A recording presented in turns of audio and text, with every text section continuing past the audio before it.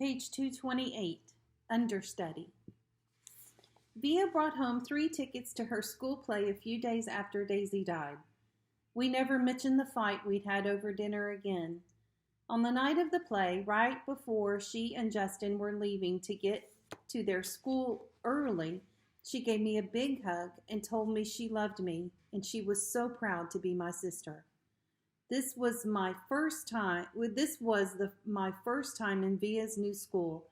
It was much bigger than her old school and 1,000 times bigger than my school. More hallways, more room for people.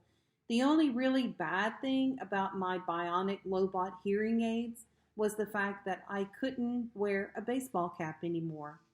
In situations like these, baseball caps come in really handy.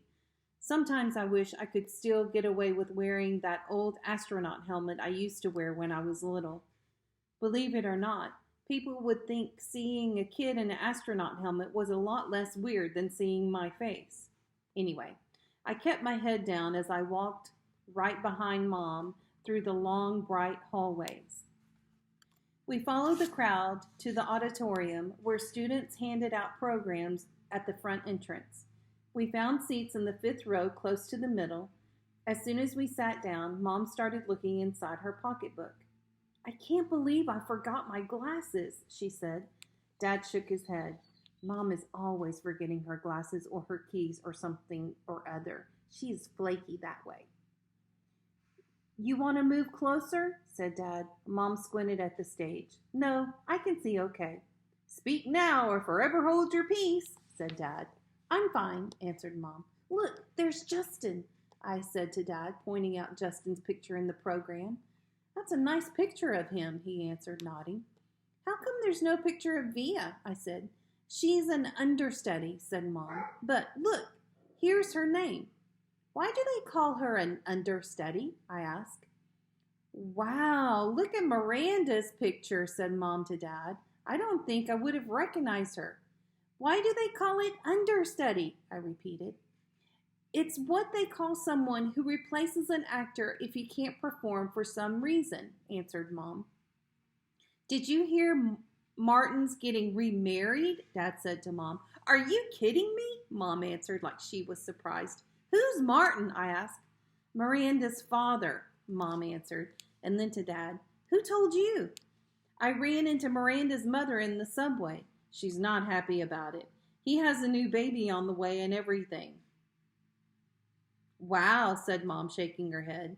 "What are you guys talking about?" I said. "Nothing," answered Dad. "But why do they call it understudy?" I said. "I don't know, Augie Doggy," Dad answered. "Maybe because the actors kind of study under the main actor or something? I really don't know." I was going to say something else, but then the lights went down. The audience got very quiet very quickly. "Daddy, can you please not call me Augie Doggy anymore?" I whispered in Dad's ear. Dad smiled and nodded and gave me thumbs up. The play started. The curtain opened. The stage was completely empty except for Justin, who was sitting on an old rickety chair tuning his fiddle. He was wearing an old-fashioned type of suit and a straw hat. "This play is called Our Town," he said to the audience. "It was written by Thornton Wilder, produced and directed by Philip Davenport. The name of the town is Groves Corners, New Hampshire, just across the Massachusetts line. Latitude 42 degrees, 40 minutes. Longitude 70 degrees, 37 minutes. The first act shows a day in our town. The date is May 7th, 1901. The time is just before dawn." I knew right then and there I was going to like the play. It wasn't like the other school plays I've been to, like The Wizard of Oz or Cloudy with a Chance of Meatballs. No, this was grown-up seeming, and I felt smart sitting there watching it. A little later in the play, a character named Mrs. Webb calls out for her daughter, Emily. I knew from the program that was the part Miranda was playing, so I leaned forward to get a better look. "That's Miranda," Mom whispered to me, squinting at the stage when Emily walked out. "She looks so different." "It's not Miranda," I whispered. "It's Via." "Oh my God," said Mom, lurching forward in her seat. "Shh," said Dad.